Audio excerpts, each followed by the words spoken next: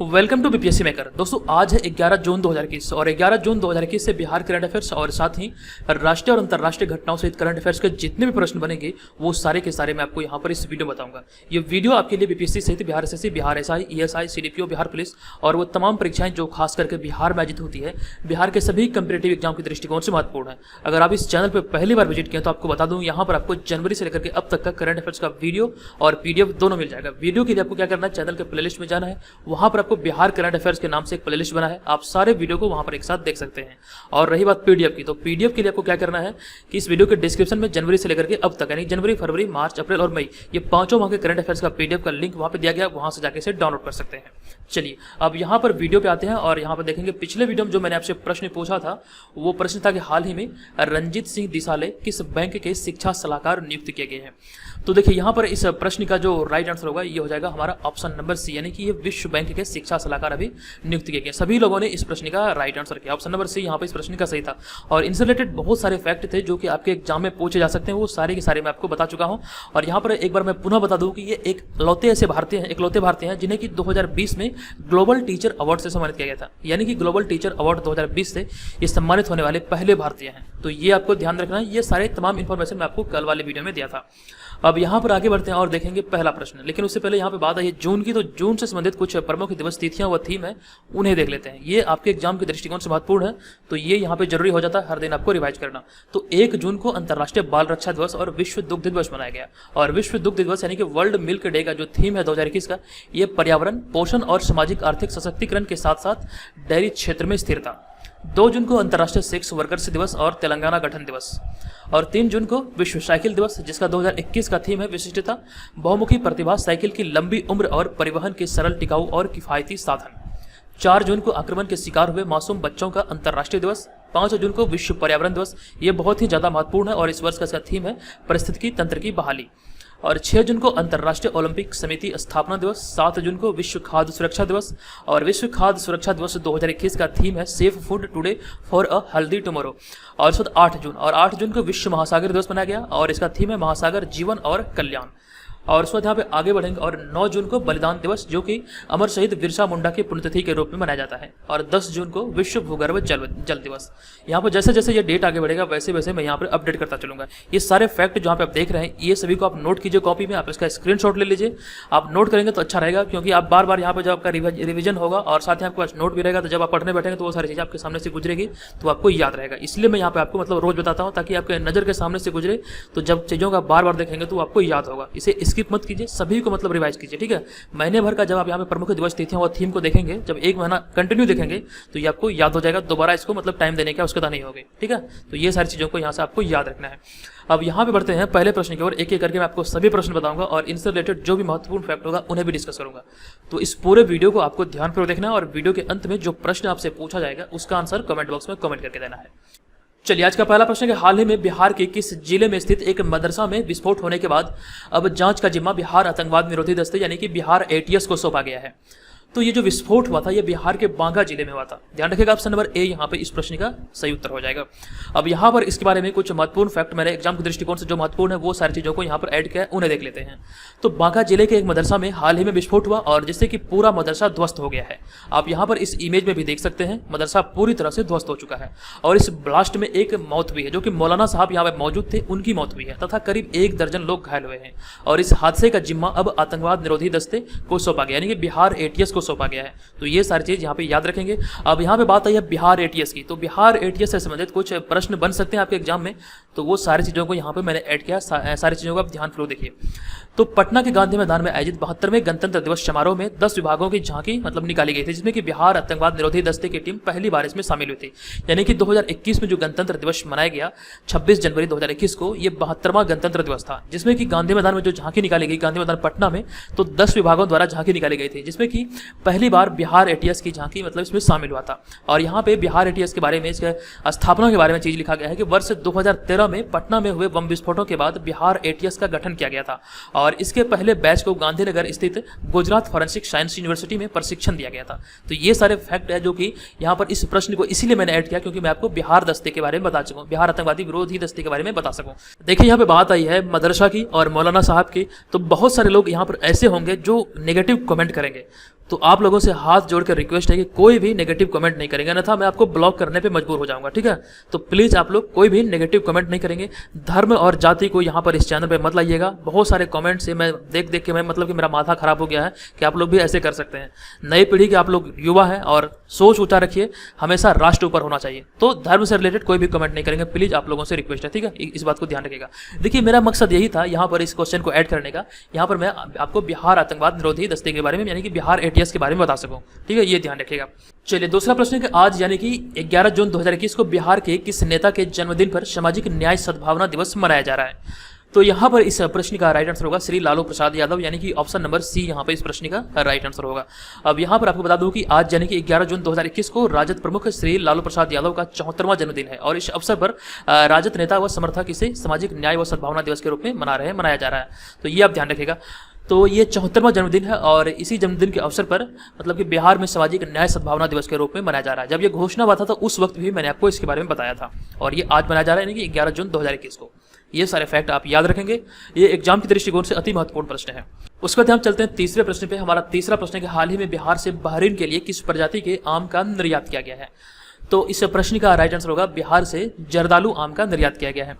Option number A यहाँ पे इस प्रश्न का राइट आंसर होगा। यहाँ पर कुछ फैक्ट बन सकते हैं एग्जाम की दृष्टिकोण से महत्वपूर्ण, तो उन्हें देख लेते हैं। तो हाल ही में बिहार से जर्दालू आम जिन्हें की मतलब जैसे कि 2018 में GI टैग प्राप्त हुआ था। यहाँ से प्रश्न ये भी बन सकता है कि जर्दालू आम को GI टैग का प्राप्त हुआ था। तो GI टैग देखिए यहाँ पे मैंने गलती से लीची का इमेज लगा दिया है, तो यहाँ पे आम का लगाना था। तो बिहार में जर्दालू आम जो इसको GI टैग जो प्राप्त हुआ था 2018 में, एक साथ जर्दालू आम, कतरनी चावल और मगही पान, ये तीनों को एक साथ GI टैग दिया गया था, ठीक है, ये ध्यान रखिएगा। तो अभी हाल ही में बिहार के जर्दालू आम को बहरीन निर्यात किया गया है।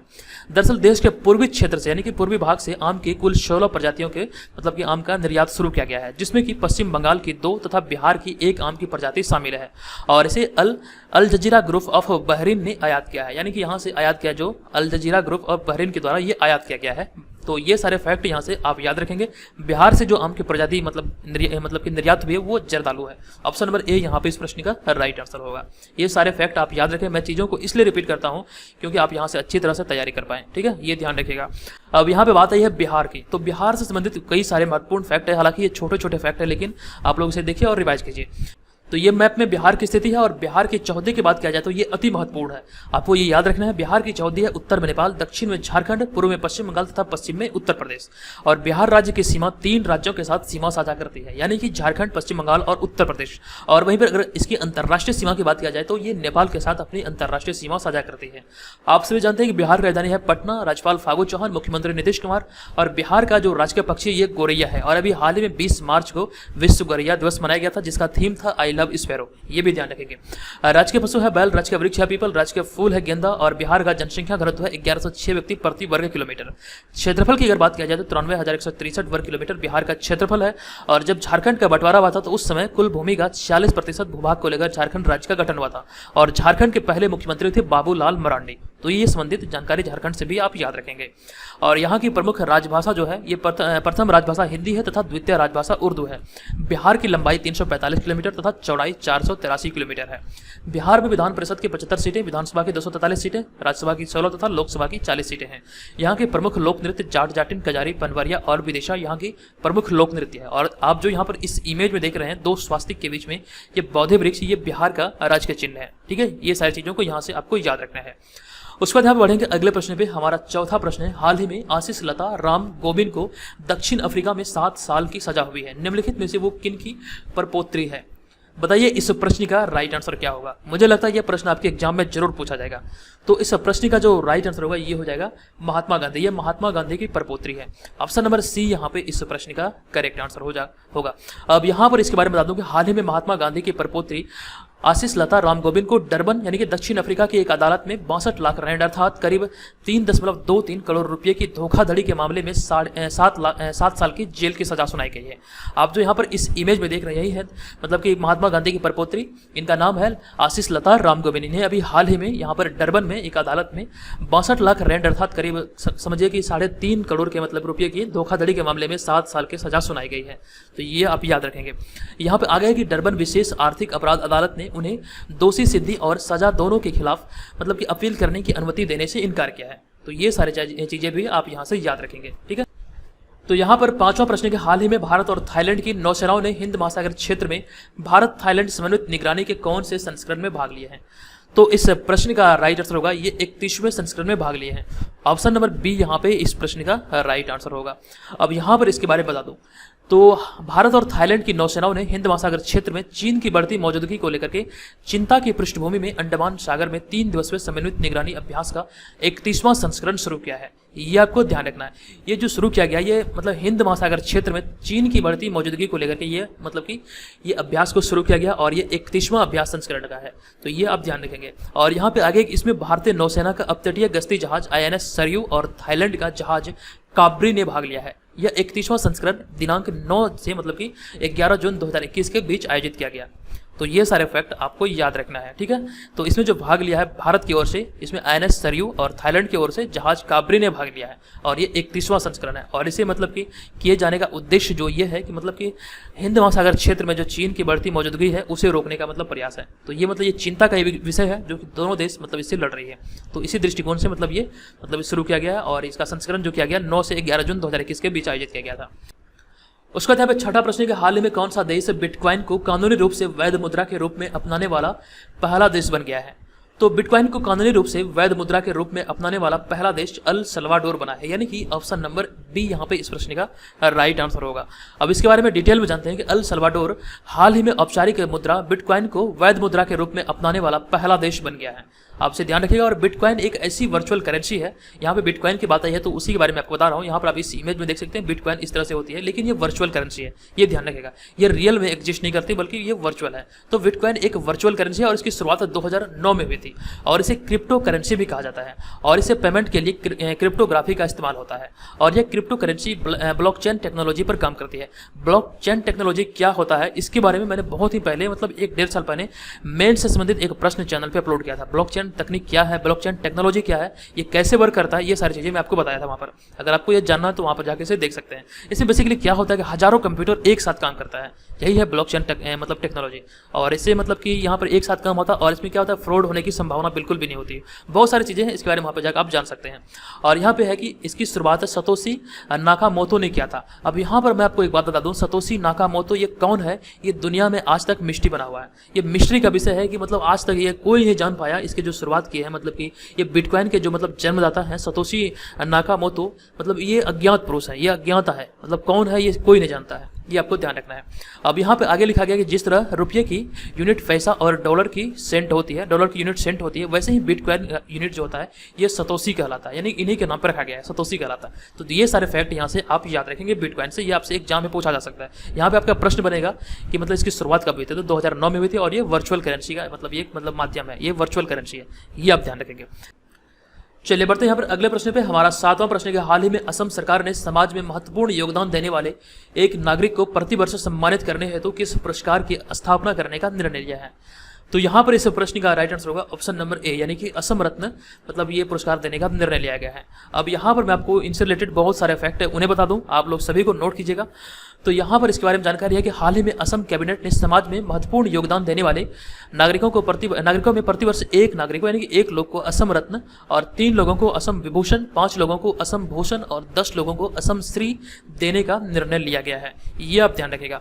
और यहाँ पे आगे है इस पुरस्कारों में क्रमशः 5 लाख, 3 लाख, 2 लाख और 1 लाख रुपए का नगद पुरस्कार भी दिया जाएगा, ये आपको ध्यान रखना है। और यहाँ पे आगे हालांकि असम रत्न पुरस्कार पहले से ही स्थापित है और इसे प्रत्येक 3 वर्ष में एक बार दिया जाता है, लेकिन अब यह 2021 से प्रति वर्ष दिया जाएगा। तो यहाँ पर आपको ये याद रखना है कि असम रत्न पुरस्कार जो ये पहले से ही असम सरकार के द्वारा स्थापित किया जा चुका है, लेकिन यहाँ पे बात ये है कि ये प्रत्येक 3 वर्ष पे एक मतलब के नागरिक को दिया जाता था, लेकिन अब इसे विस्तृत करते हुए यहाँ पर असम रत्न के अलावे असम विभूषण, असम भूषण और असम श्री देने का भी निर्णय लिया गया, जो कि प्रत्येक वर्ष दिया जाएगा।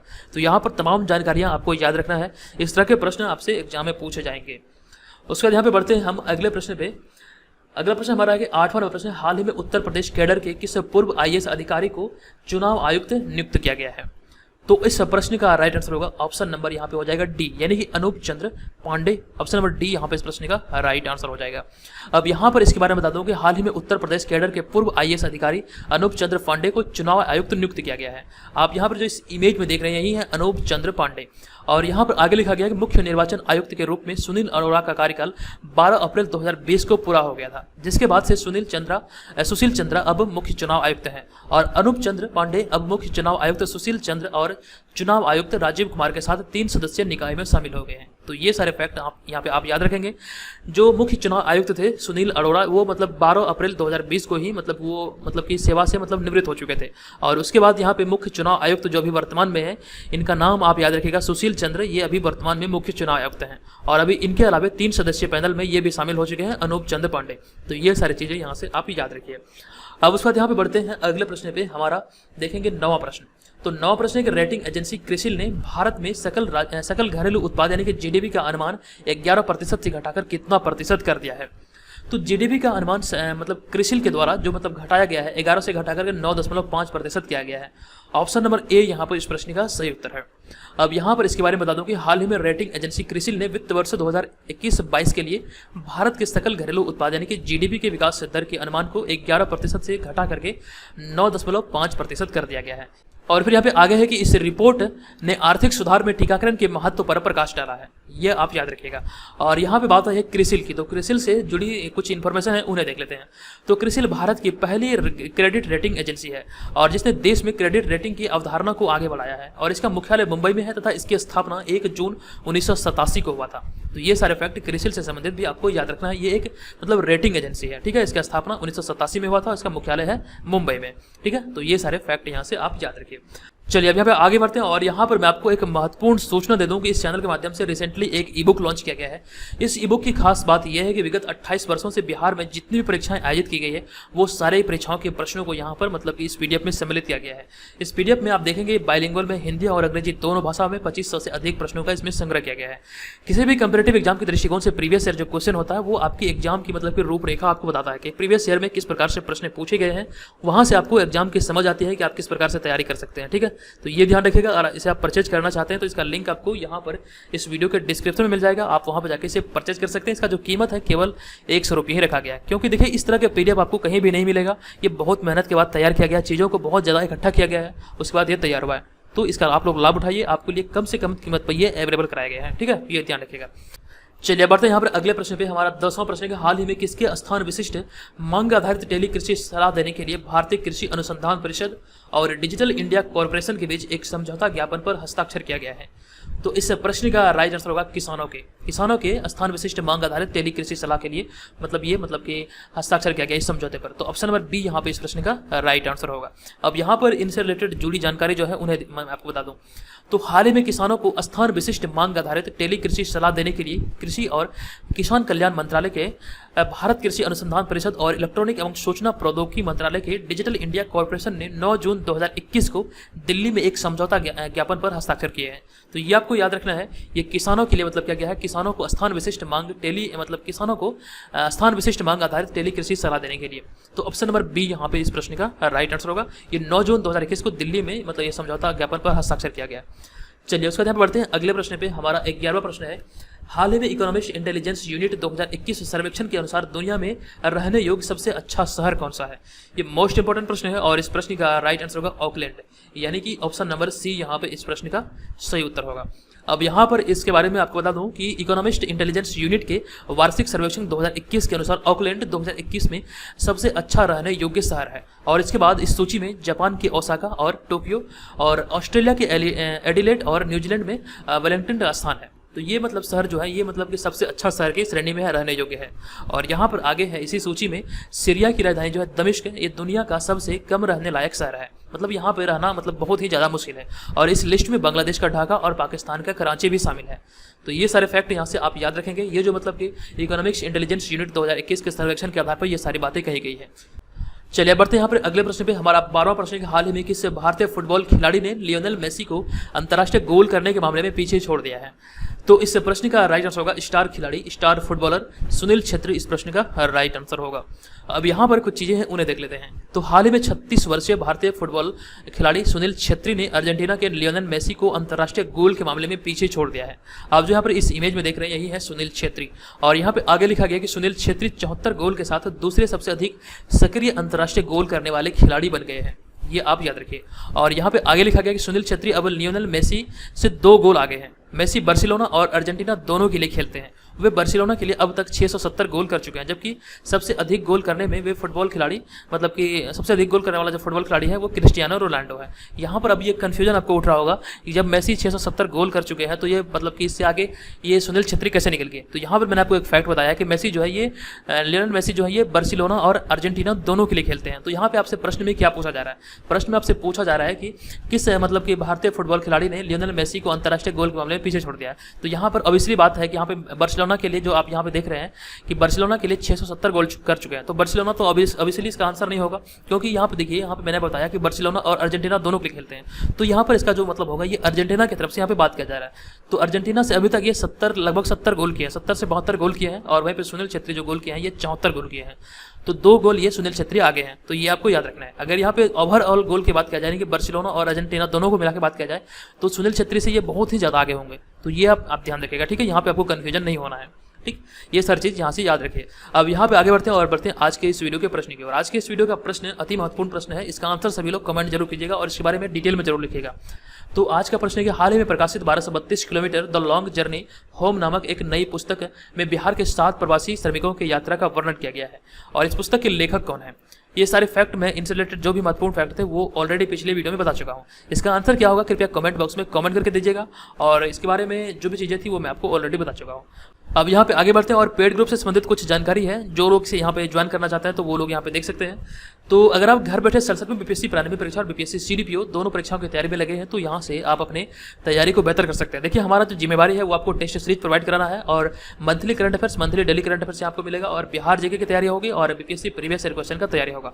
और इसके अलावा 2020 वाला जो करंट अफेयर्स था वार्षिकांक का वो भी आपको मिल जाएगा, और साथ ही इतिहास के कुछ पीडीएफ है वो भी आपको यहाँ पे दिया जाएगा। अब यहाँ पे मैं आपको बता दूँ कि यहाँ जो 50 प्रैक्टिस पेपर है ये आपको विथ फुल एक्सप्लेनेशन आपको यहाँ पे देखने को मिलेगा। यानी कि कहने का सीधा सीधा तात्पर्य यह है कि अगर आप इस 50 सेट को अटेंड करते हैं तो आपकी तैयारी निसंदेह ही बहुत ही ज़्यादा स्ट्रांग हो जाएगी। क्योंकि जिस तरह से यहाँ मैं आप लोगों के लिए इतनी मेहनत करता हूँ, एक ही उद्देश्य है कि आप लोगों को एग्जाम में सफलता दिलाना है। तो इसी दृष्टिकोण को ध्यान रखते हुए ये शुरू किया गया है ये ग्रुप को। और जो लोग भी इस ग्रुप को ज्वाइन करने के इच्छुक हैं, यहाँ पर इस व्हाट्सअप नंबर पे PRI21 लिख के मैसेज कीजिए। ध्यान रखिए, कोई भी कॉल नहीं करेंगे, कॉल आपका पिकअप नहीं किया जाएगा। सभी लोगों को व्हाट्सअप पे मैसेज करना है, और इसका जो फी है ये 399 है। तो अभी तक 1000 से अधिक लोगों ने इसे ज्वाइन कर चुका है। जो लोग इसे ज्वाइन करना चाहते हैं जल्दी से ज्वाइन कर लीजिए, ठीक है। तो दोस्तों, आज के इस वीडियो में इतना ही। मिलेंगे नेक्स्ट वीडियो में। ये वीडियो कैसा लगा कृपया कमेंट करके जरूर बताइएगा। चलिए, धन्यवाद, जय हिंद।